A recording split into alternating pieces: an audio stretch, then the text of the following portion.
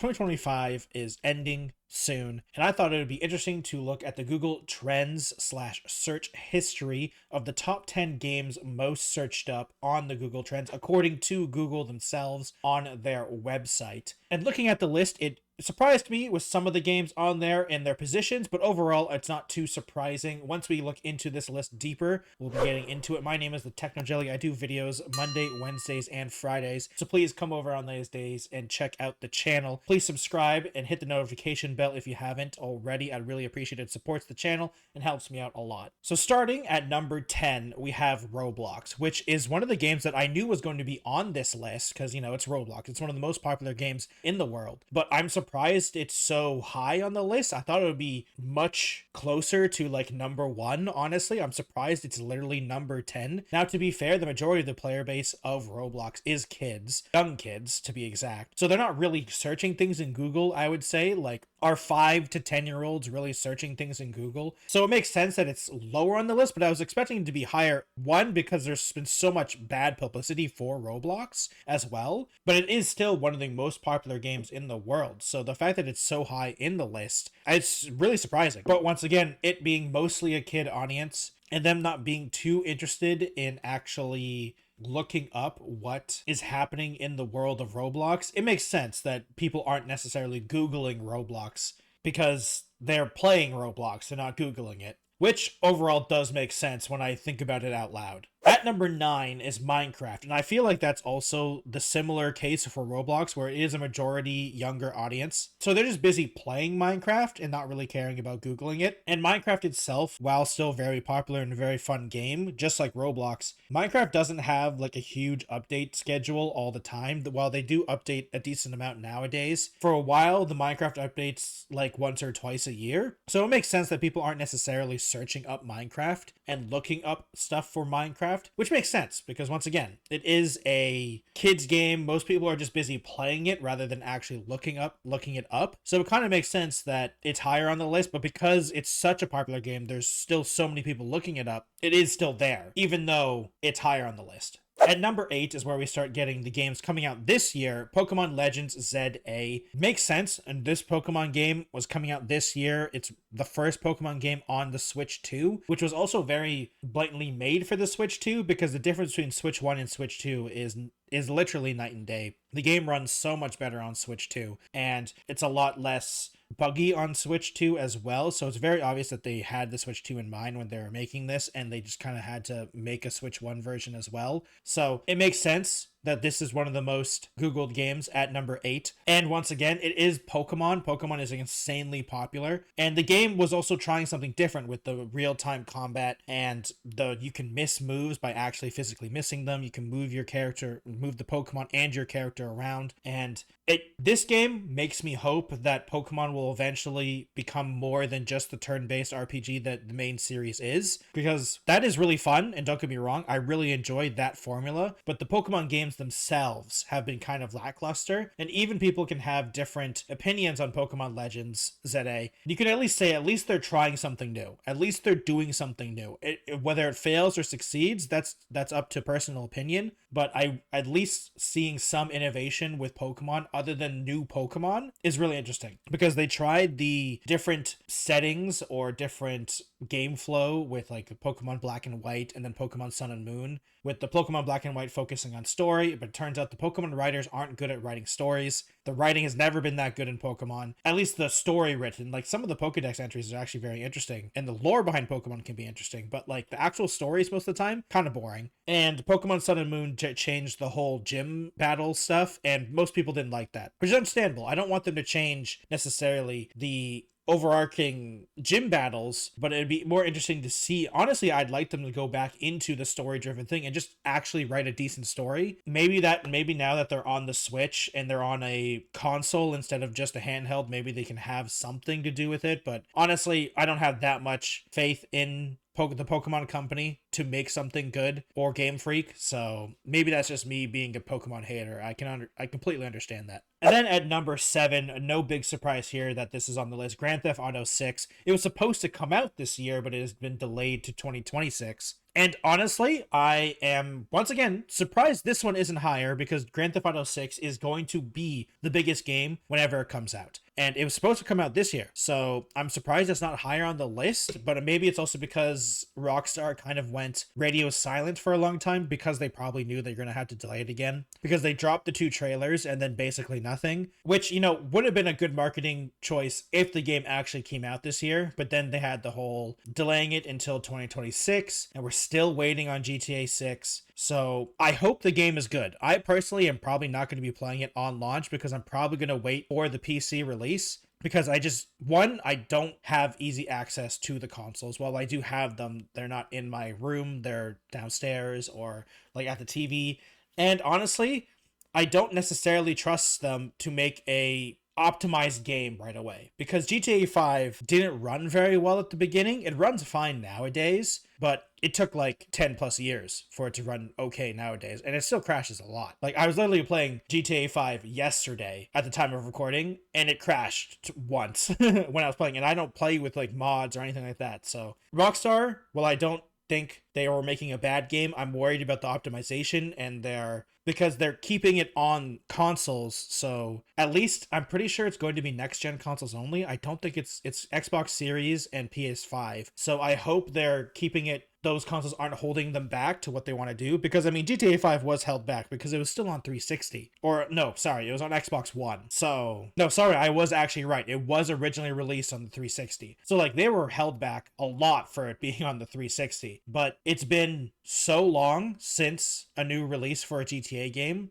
I really hope that the engine that they've worked on has improved for the gameplay stuff for GTA 6. I'm hopeful. I'm going to be in the back line waiting for the game to come out on PC most likely and cheering them on because, hey, Grand Theft Auto 5 is a great game. Even though I don't like GTA Online personally, I get why they focused on that so hard. I mean, I love the Rockstar single player games. They are really interesting, but sometimes they get distracted by things, so it's understandable. At number 6, I'm surprised this game is here, Path of Exile 2, which did come out this year, technically. Actually, no, sorry, it came out last year. I'm curious why it's on the Google Trends this year. To be fair, there have been a lot, and I mean a lot, of updates to Path of Exile 2. For me personally, while I own it, I played it when it first came out. I'm on the stage of I'm waiting for 1.0 launch. When the game is fully out, I will play it because I don't want to play the version of the game, like the worst version of the game. Because even though Path of Exile 2 I don't think was a bad game,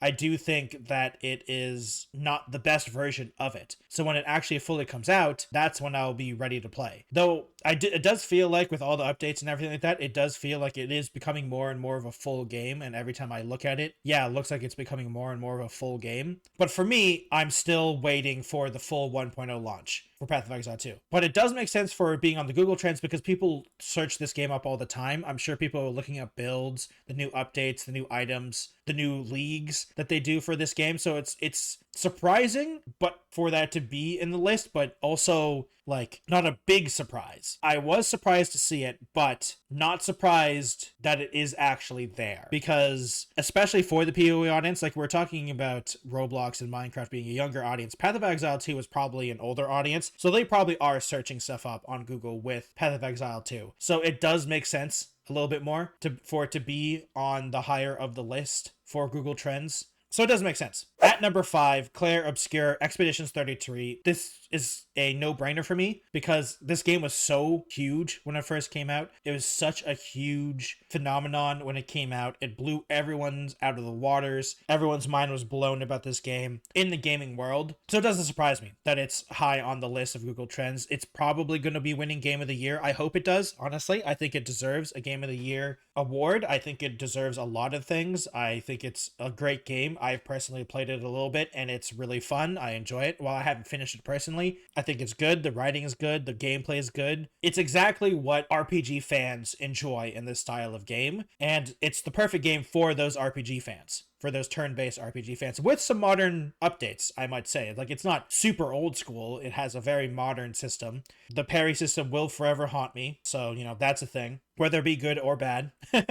And I'm glad that it's there. I think it's great that it's there. I'm glad for the team that made it, because they're all people that used to be from bigger studios trying to go make their own game, and they made their own game, and it's a huge success. Because I haven't finished it, I don't know if this game has sequel potential, but even if they decide not to make a sequel and just make a different game, I'm sure you could do something in the world if it's not a direct sequel, or like a sequel in the world instead of the character sequels. But that will have to be something when I finish the game, because I don't honestly know. The fourth game is a game I've talked about before as well in one of my list series. It's Split Fiction. This game did come out this year in 2025, and it is a continuation of the games from the Hazelight Studios, which make the Game of the Year last year. It was a Game of the Year when they made it, but it was It's Take Two. They made that game. And this game is It Takes Two, but better in a lot of ways. There is some argument that the writing isn't as good, or the story isn't as interesting. So there is some arguments about that. But overall, I think the game is still better. The gameplay is a lot better in a lot of ways. A lot of people feel like It Takes Two came out in 2021, actually. So it won the Game of the Year when it came out, though. But they make games every couple years because they take their time in making these games. So it makes sense. So some of the best things about this game is the cooperative play, obviously. And they're just split screen style of co-op game. And I'm kind of wish that other people would try it, but I kind of understand why they don't. First of all, you're going up against Split Fiction, It Takes Two, and their games and A Way Out. And even though I think it's worthy of having competition, I can understand devs not wanting to go up against these guys because they make such great games. Their publisher is EA, so they're not necessarily worried about money because their games sell really well and EA is happy about it. So they even won awards with some of them. So it really feels like a lose-lose situation of going against these guys. But hey, I hope they do keep going and someone tries to fight them, because then they may just make better games. And that's just a good thing for us overall, obviously. At number 3 is something I actually don't know about. It is something called Strands, and it's an online word game by the New York Times. So this makes sense because they probably were looking it up to go to the website to actually play it. It is a online word game, obviously. It looks like something similar to a Wordle or something like that from the New York Times. It's odd to me that this is listed with the Google Trends, but I mean, it's still a game. Totally understandable. Lots of people would play word games or puzzle games, so, I don't, no hatred on that. It is weird to see this in the list of games for because I would obviously count this game as a much more casual game than the other games on this list. So it's interesting that this was included for the Google Trends. Because if this is part of Google Trends, I'm surprised things like Wordle isn't still there or something like that, because those games are still very popular, but maybe they're just not getting looked up on Google, or they're not being searched up. So maybe that's the reason. It's interesting to see that it's Strands and not something from a different thing. But hey, it is a cool thing to see that these more casual games are still breaking through and doing a lot in terms of showing people about puzzles and stuff like that. Because I think even whether you're playing video games all the time, I think games in general something people should always be doing, because the whole thing is games are only for kids. I think that's such a boring take. I don't want people's lives to be so boring that they think video games or games in general should only be a kid's thing. It's like saying, oh, you can't play sports because they're kids sports. It's like grown-ups make millions and millions and millions of dollars playing basketball, golf, all these types of sports, and it's like, you can't do that because it's a kid's game. Yeah, tons of things are kids games, people. Number 2 is Battlefield 6, which is great for Battlefield because Battlefield 5 was a huge missed opportunity, I feel like, for a lot of people. Battlefield 2042 was a failure in a lot of ways, and Battlefield 6 seems to be at least doing well enough that it is being played a lot, talked about a lot, which is something that the Battlefield series has always had a problem. Battlefield it's always been not a joke. It's always been the story of Call of Duty versus Battlefield, but Battlefield has never been an actual competition to Call of Duty, because Call of Duty has won hard since basically Call of Duty 4, and they've never really looked back, and Battlefield has never really caught up to Call of Duty in terms of just huge numbers. Sure, Battlefield has been a big series, but it's never been an actual competition to Call of Duty for a very long time, but Battlefield 6 is the first one that could potentially actually be competition for Call of Duty. Now, to be fair, this is also the case because Call of Duty has fallen really hard in terms of quality. So it's part Battlefield and DICE finally realizing the good things about Battlefield and trying to get back to what people liked and them kind of going into that again. But it's also because Call of Duty has hit a really hard drop of quality. So they're kind of taking advantage of that, which is a good thing. I'm not saying this is not a criticism of the Battlefield devs or DICE or EA. Well, I mean, maybe it's a criticism of EA, but that's because we don't like EA. But DICE and those devs are definitely taking advantage of people not being as interested in Call of Duty and other shooters as well. And the multiplayer lobby shooter is really their genre now, because other than Call of Duty, they really only those two games are kind of it. Like, you can't include things like Counter-Strike and stuff like that, I guess, but it's such a different audience that I would say it's a different game. Halo basically doesn't exist anymore right now until the new Halo games are coming out, and even then I don't think that's going to save them. So it's going to be interesting to see how Battlefield 6 continues on, because if the EA terribleness actually gets attached to it, then Battlefield 6 might have a difficult time. But I'm hoping DICE can ward off the terribleness of EA for a little bit and actually continue making a good Battlefield 6 game. I played the beta. I personally am not a Battlefield player. I did play it and I played it. I'm like, damn, this is a good Battlefield game. But like, good Battlefield games, for me personally, I'm not a huge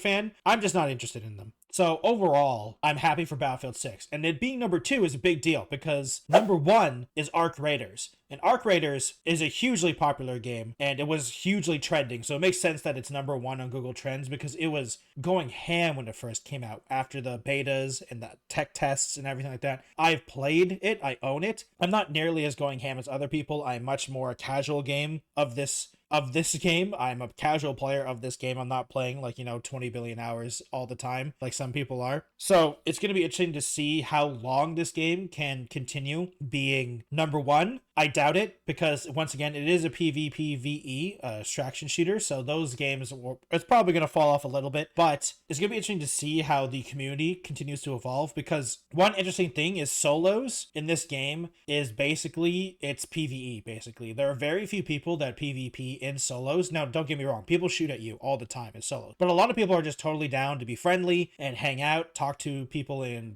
voice chat and stuff like that. It's interesting to see. There are definitely people who PvP, don't get me wrong.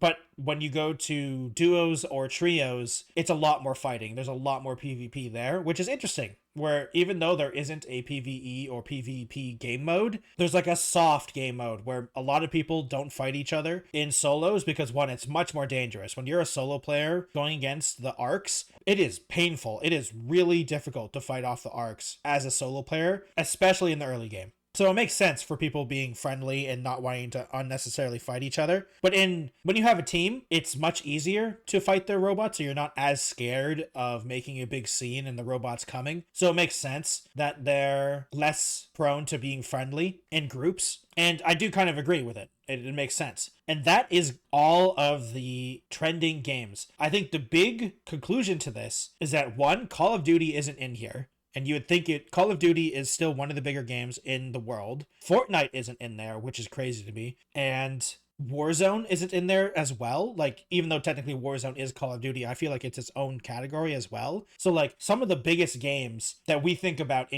as gamers aren't in the Google Trends at all, which makes kind of sense because, once again, Call of Duty is on the downhill. It's been there for a while going downhill. Fortnite is still kind of going strong, honestly. I'm honestly really surprised. I'm not as surprised of Call of Duty not being on there, but the fact that Fortnite isn't anywhere in here, very strange to me. I'm curious why people aren't looking up Fortnite stuff, because Fortnite is still going very strong. So it's interesting to me to see that it is basically not in the Google Trends, at least in the top 10. So it's interesting to see. I'm surprised, honestly. It's very surprising. But that is all the Google Trends top 10 Google Trends this year. Thank you for watching this video. I really appreciate it if you stayed for the whole thing. If you would like to support me directly, please go over to my Patreon at patreon.com/thetechnojelly. You join all of these nice people in the credits that are going along your screen, as well as getting access to a once a month live stream and a poll to vote on that live stream so we can hang out and have some fun together. Please like the video if you liked it. Dislike it if you dislike it. I completely understand. The feedback is helpful. Comment down below what you guys think are your biggest wins and losses for this year in this Google year trend.